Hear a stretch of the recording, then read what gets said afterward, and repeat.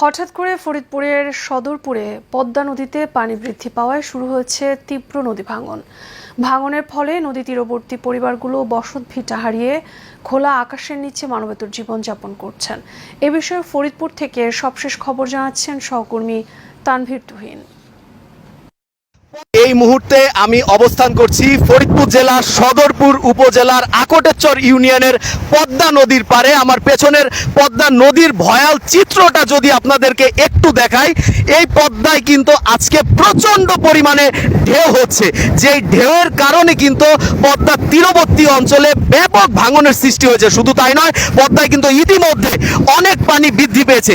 এই পানি বৃদ্ধি এবং এই ঢেউয়ের কারণেই কিন্তু পদ্মার তীরবর্তী অঞ্চল আজ ভেঙে যাচ্ছে। এই পদ্মা তীরবর্তী অঞ্চলে বসবাস করা হাজার হাজার পরিবার আজ নিঃস্ব হয়ে খোলা আকাশের নিচে মানবেতর জীবনযাপন করছে। আমি যদি এই পদ্মা অঞ্চলের একজন স্থানীয় সাথে একটু কথা বলি। আচ্ছা, আপনাদের এখানে পদ্মা এবার কেমন ভাঙন হয়েছে আর কি কি সমস্যা আপনারা পড়েছেন? আমাদের ফসলের জমি ধান পাট সব চলে নিয়ে গেল গা। এখন বুঝছেন, আমরা তো মনে করছিলাম যে আল্লাহ রাখলে আমরা স্থায়ীভাবে থাকতে পারব। এখন পদ্মা যে স্রোত, যে ঢেউ, কিন্তু অনেক পাকা রাস্তা, ওই স্কুল টিকুল সব ভেঙে কাছাই বললো। রাস্তা তো অনেক প্রায় 1 কিলোর প্রায় নিয়ে গেল। হ্যাঁ, এখন আমার আর উপায় কি? আমাদের এখন সব হাজার হাজার পরিবার ঘর বাড়ি সব চলে যেতে আছে পদ্মা নদীতে, কিন্তু তাদের হাই হুতা ছুটা গেছে যে কোথায় যাম, কোথায় কী করুম। এই আর যাওয়ার মতো অসহায় পড়ে গেছি আমরা নদী ভাঙনের মধ্যে পড়ে, আমাদের আর কোনো নাই। আমরা কথা বলছিলাম এখানকার একজন স্থানীয়র সাথে। আসলে এখানে প্রচন্ড বাতাস, যে কারণে আমার কথা বলতেও খুব সমস্যা হচ্ছে, মাইক্রোফোন খুব কাছে নিয়ে কথা বলতে হচ্ছে। আপনাদেরকে যদি আবারও একটু আমি আমার পেছনের এই যেই পিচ ঢালা রাস্তাটি রয়েছে, এই রাস্তাটি দেখাই, তাহলে হয়তো আপনারা বুঝতে পারবেন যে ঢেউয়ের কি মাত্রা এবং কিভাবে এখানে এই নদী ভাঙন চলছে।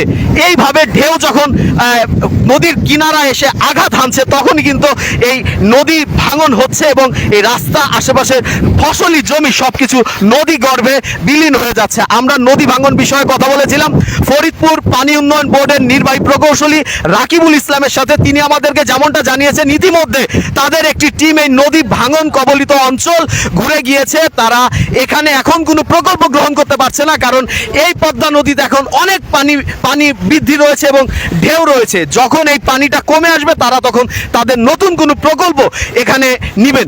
তবে এখানকার স্থানীয়রা বলছেন, যদি অতি সত্বর সরকার এখানে জিও ব্যাগ বা অন্য কোনো ব্যবস্থা নিয়ে এই নদী ভাঙন রোধের কোনো ব্যবস্থা গ্রহণ না করে, তাহলে হয়তো এখনো যারা অবস্থান করছে নদী তীরবর্তী অঞ্চলে, তারাও তাদের বাড়ি ঘরে নদী ভাঙনে বিলীন হয়ে যাবে, নদী গর্ভে চলে যাবে।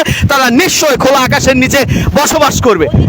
ফরিদপুরের সদরপুর থেকে তানভীর তুহিন, এশিয়ান টেলিভিশন।